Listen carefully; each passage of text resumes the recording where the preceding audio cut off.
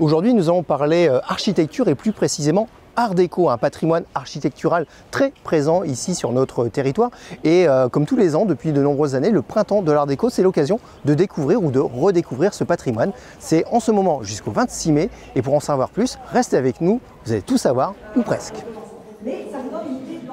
Alors Anne-Sophie, cet endroit est magique. C'est un endroit typique Art déco, on est où exactement ? Ici, on est dans le Palais de l'Art déco, c'est-à-dire les anciennes Nouvelles Galeries de Saint-Quentin. C'est un ancien grand magasin qui a ouvert ses portes en 1927 et qui, suite à la crise économique, a fermé définitivement très rapidement. Mais il a ensuite connu plusieurs vies. Et notamment, il a été dancing, il a été salle multisport, une vie assez étonnante pour un bâtiment de ce type. Et il a été, on va dire, redécouvert en même temps que les autres bâtiments Art déco de Saint-Quentin il y a une quinzaine d'années, ce qui nous permet aujourd'hui de le faire plus facilement visiter et d'organiser des événements en son sein. Comme toutes les modes, l'Art déco est passé de mode à un moment et il a fallu attendre le début du XXIe siècle pour retrouver un intérêt pour ce patrimoine qui se concrétise, on va dire, à Saint-Quentin avec l'intégration du printemps de l'Art déco en 2017. C'est stupéfiant de voir un bâtiment pareil. Il n'est pas forcément accessible très facilement. Voilà, on ne peut pas se promener dans la rue et voir tout de suite l'intérieur. Mais il y a plein d'autres richesses où on n'a qu'à lever les yeux pour les découvrir à Saint-Quentin. Complètement, le Palais de l'Art déco a un côté assez confidentiel, on ne le voit pas très bien de la rue. Il faut entrer dans cet espace Saint-Jacques et dans ce musée des papillons pour enfin découvrir cette pépite que beaucoup de Saint-Quentinois ne connaissent pas. Et bien évidemment, les façades saint-quentinoises sont très riches en Art déco, de quantité d'autres bâtiments publics ou privés sont Art déco. À Saint-Quentin, il suffit de lever les yeux, vous en avez partout. C'est quoi les indices pour reconnaître un bâtiment, une façade Art déco, très rapidement ? C'est facile, souvent c'est très géométrique.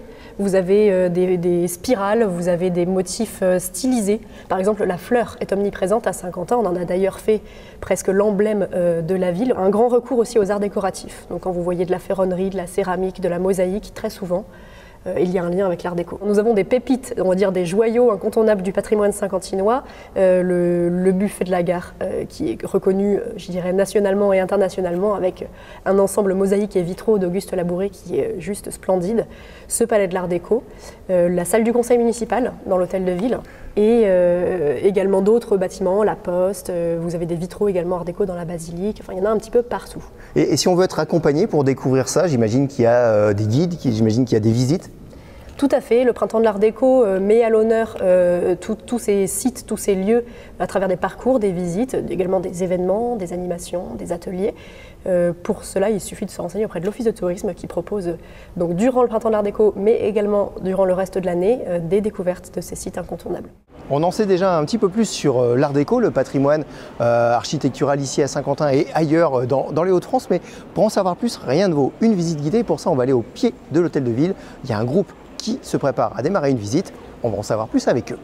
Ce sont des architectes locaux qui vont donc se mettre au goût moderne qui est l'Art déco. Alors comment on reconnaît l'Art déco? Parce que ça va être aussi ça votre grande interrogation.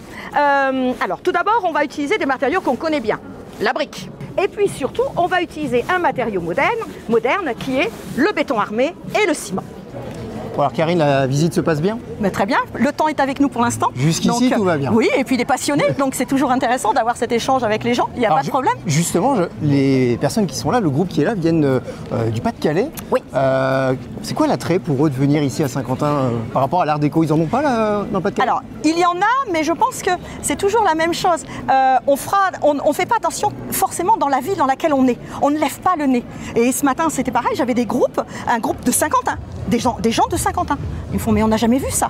Et non, parce qu'on regarde le bas des façades, on ne lève pas le nez. On est dans notre quotidien. Exactement, on va d'un point A à un point B, mais on ne lève pas le nez sur les détails. Et donc voilà. C'est une grande richesse, l'Art déco. Ah oui, parce que chaque architecte, finalement chaque propriétaire va s'approprier cet art. Et donc on n'en a pas une identique. Et c'est ça, contrairement à celle d'auparavant où on avait nos petites fenêtres étalées sur 3 ou 4 étages, où finalement tout se ressemble. Et là, non, pas du tout. Alors, plusieurs architectes. Oui.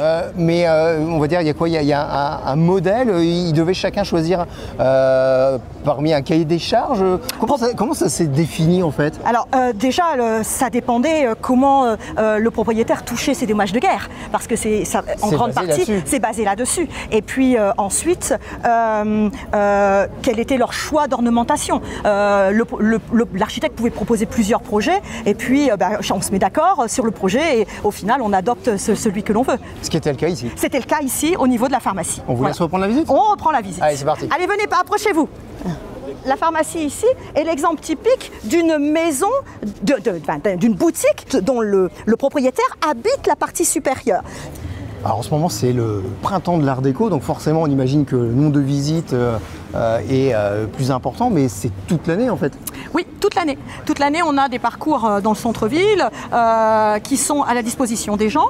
On a des visites qui sont programmées, donc à l'avance par Service Patrimoine relayé par l'Office de tourisme. Mais en même temps, si vous n'avez pas le temps d'être sur le créneau de visite, vous pouvez aussi adopter un guide. Donc, ce qui fait que vous demandez votre visite et eh bien, à la date, à l'heure qui vous convient, vous réunissez un petit groupe ou même tout seul et vous avez votre propre visite. Donc, on se sent privilégié là. Complètement, voilà, complètement. Sinon, effectivement, on a des activités avec les enfants, on a des parcours art déco ludiques pour les enfants, un parcours, et vous avez aussi une application qui s'appelle Baludique, qui vous permet aussi, en famille, de faire un jeu de piste à travers cette application qui se tourne autour de l'art déco. Et si on l'a fait une fois, c'est pas pour ça qu'on ne peut pas la refaire une deuxième fois, parce qu'il y a des parcours qui évoluent? Oui, c'est ça. Alors, nous, dans le cadre du Printemps de l'art déco, on s'était dit qu'il fallait absolument montrer aussi d'autres façades et d'autres bâtiments. Donc, à chaque Printemps de l'art déco, on programme d'autres circuits que le circuit traditionnel que vous trouvez soit à l'office de tourisme ou soit avec tout au long de l'année avec le groupe. Donc vous pouvez revenir autant de fois que vous voulez. Vous aurez pendant le printemps de l'art déco au moins des visites différentes.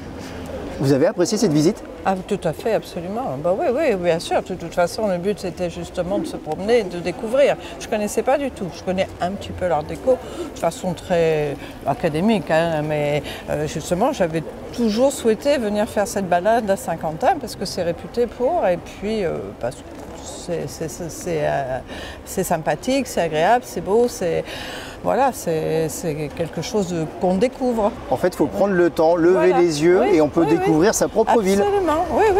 Moi, je sais que ce bien Amiens, Arras, tout ça sont des villes formidables où on découvre, même au bout de plusieurs années, on découvre des choses. Et vous allez revenir? Oh, oui, à l'occasion, bien sûr. Si j'ai l'occasion de ramener des amis, je le ferai parce que c'est agréable, c'est une belle ville. J'en avais souvent entendu parler, j'avais jamais eu l'occasion de venir jusqu'ici et j'en suis bien contente. Eh ben, c'est une belle chose. Merci. Voilà, je vous en prie.